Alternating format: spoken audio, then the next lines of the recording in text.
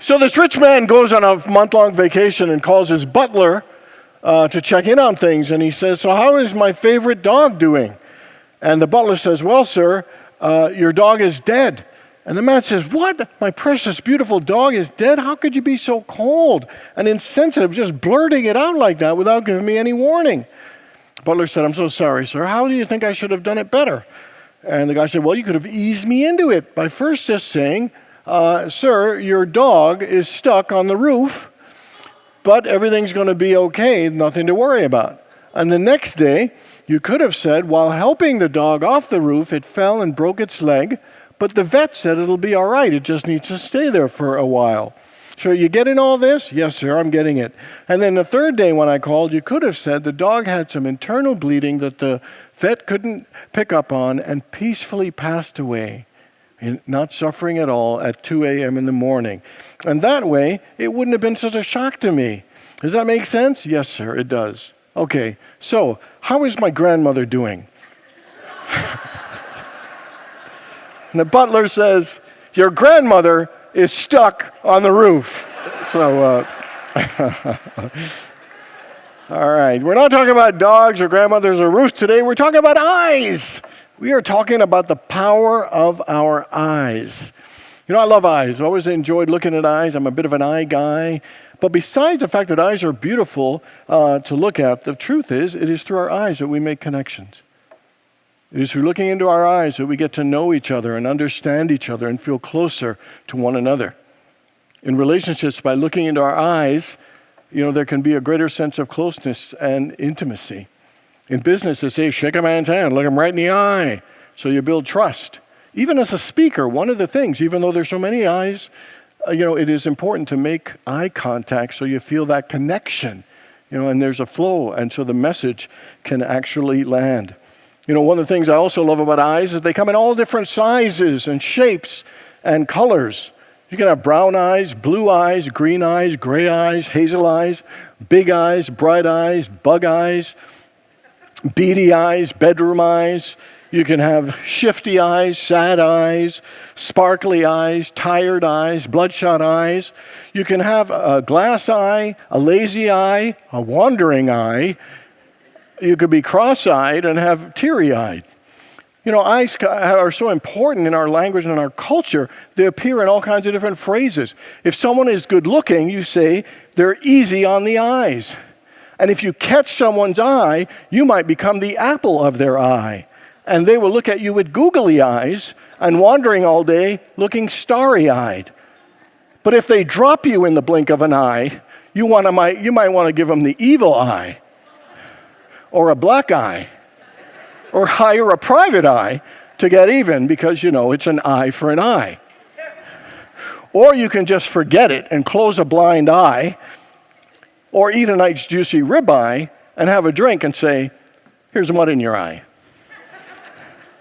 I remember when, I was born in the Caribbean, so I didn't have baseball. We had cricket there. And so I started learning about baseball, and somebody caught a fly ball, and somebody said, good eye, good eye. And I'm thinking, good eye? You caught it with your hand. How could you say good eye? And then I realized good eye means your ability to focus and concentrate and keep your eye on the ball so that when it comes to you, you know the best thing to be able to do. And one of it could be to catch a fly ball. Or if you're a batter, having a good eye means you can tell when the ball is going in the strike zone or outside of it, so you'd either take it for a ball and walk, or you can get a hit. In baseball, it's important to develop a good eye. Ever heard people say things like, so-and-so has an eye for this thing? They might have an eye for fashion, or an eye for decorating, or an eye for business, or an eye for talent, or an eye for bargains.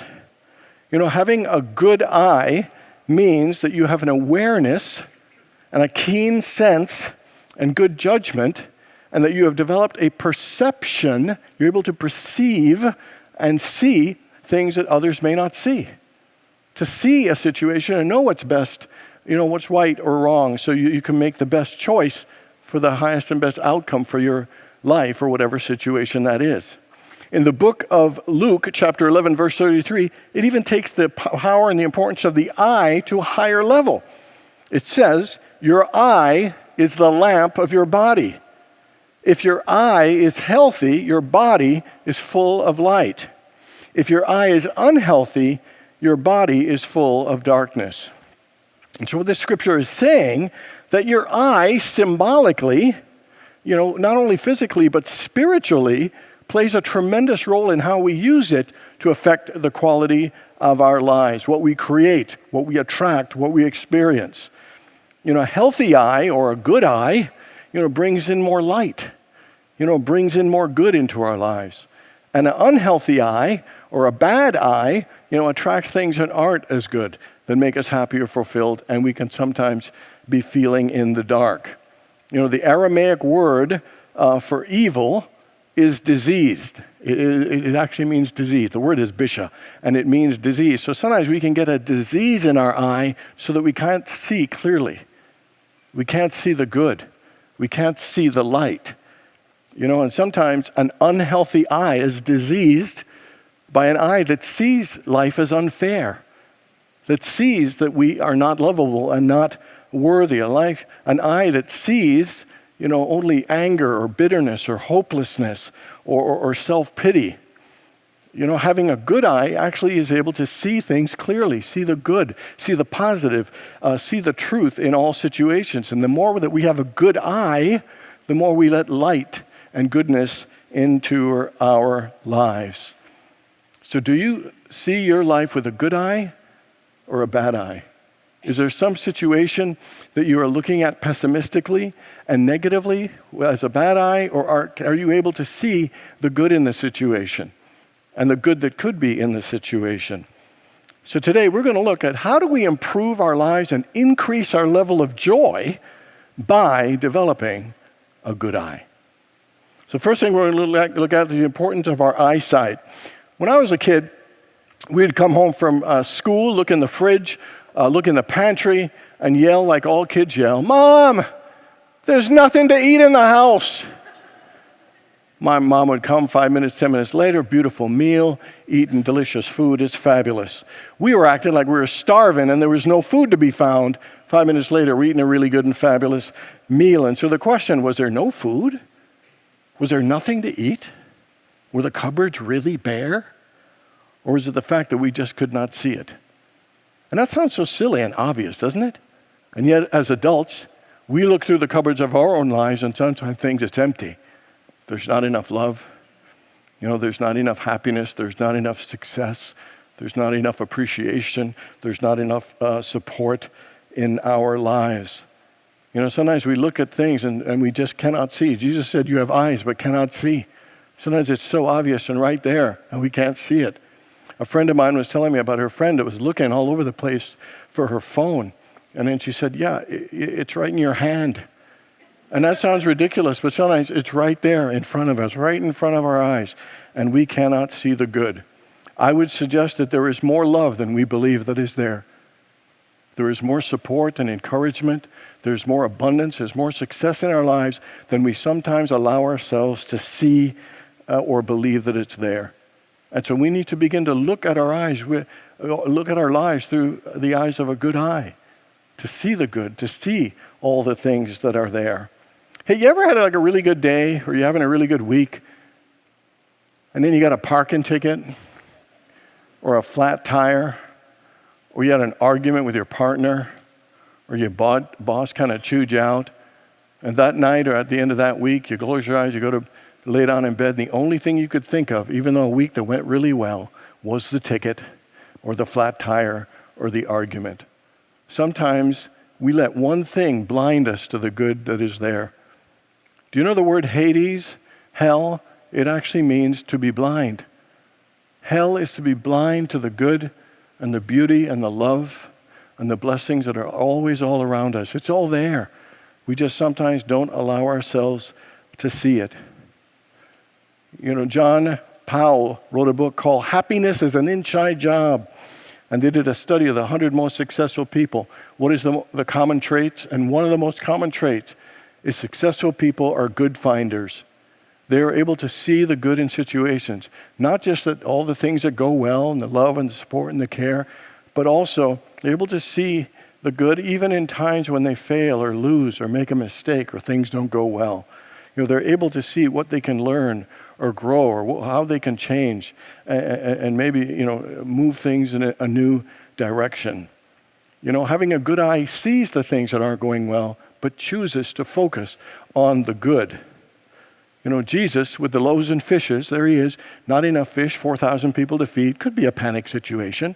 But instead, the first thing he did was acknowledge and bless what he had.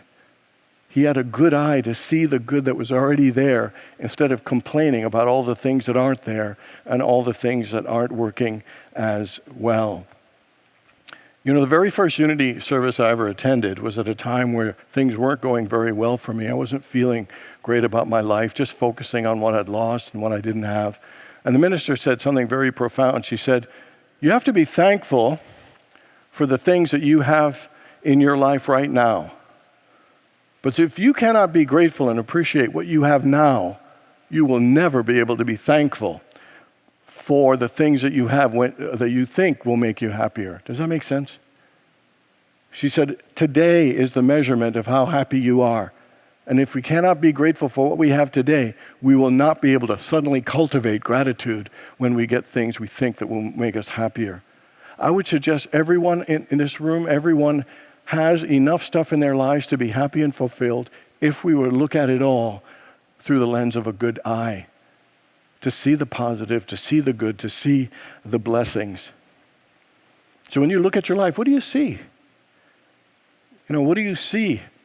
Do you see joy and abundance?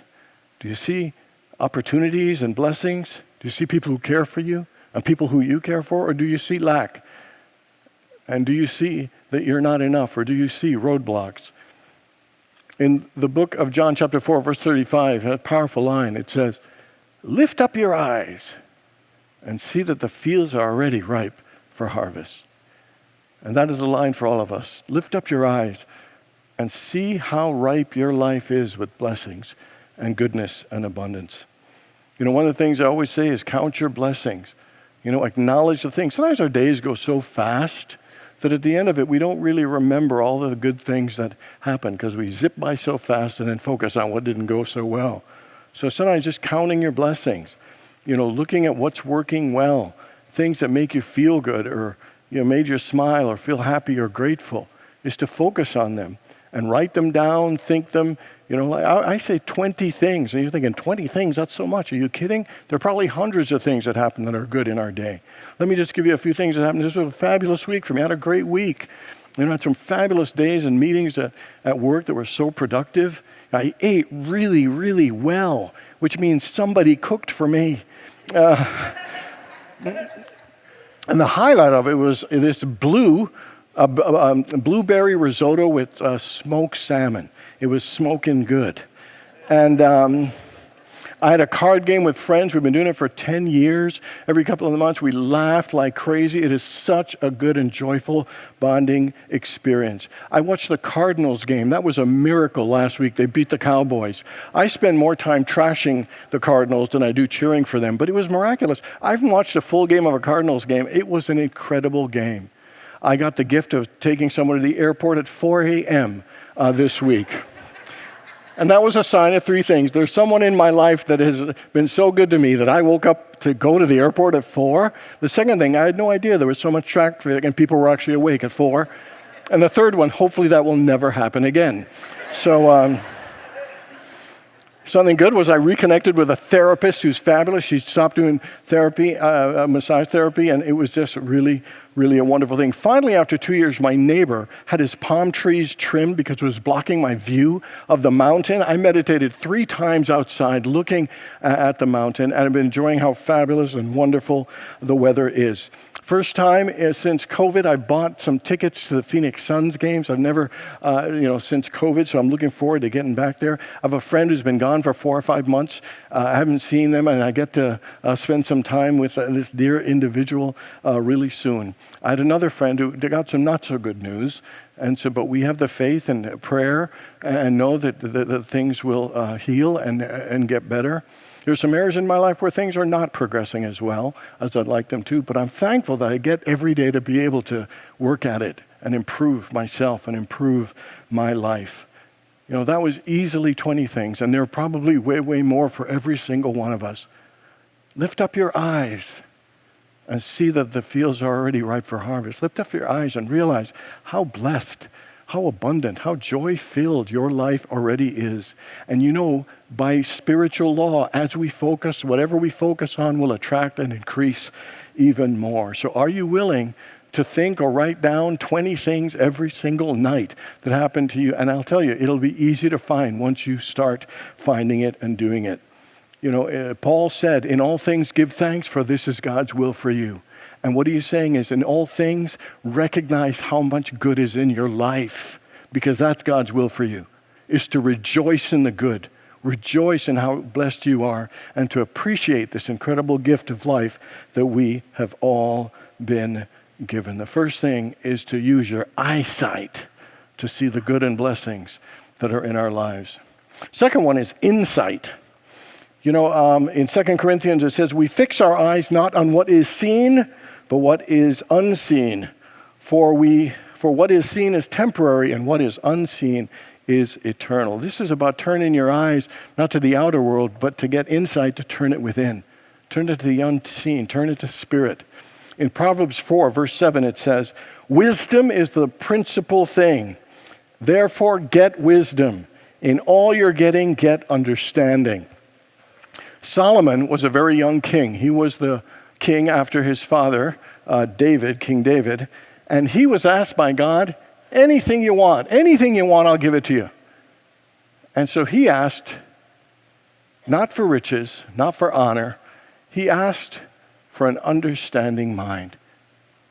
And I'm thinking, who the heck is going to... If God gave you 10 wishes, I bet none of us were asked for understanding. Is it just me? Maybe it's just my own selfish self that is thinking this way. However, and yet, his brilliance was that to get wisdom and insight and understanding of ourselves and others, our relationships, our difficulties, our situations, is the greatest thing. It is an unseen gift. It is insight.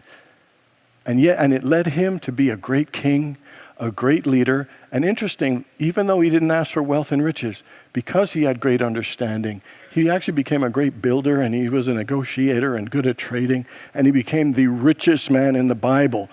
But not because he was going after the outer thing of money. It is because he had insight and wisdom and understanding and made really good choices, because he was able to discern and use good judgment.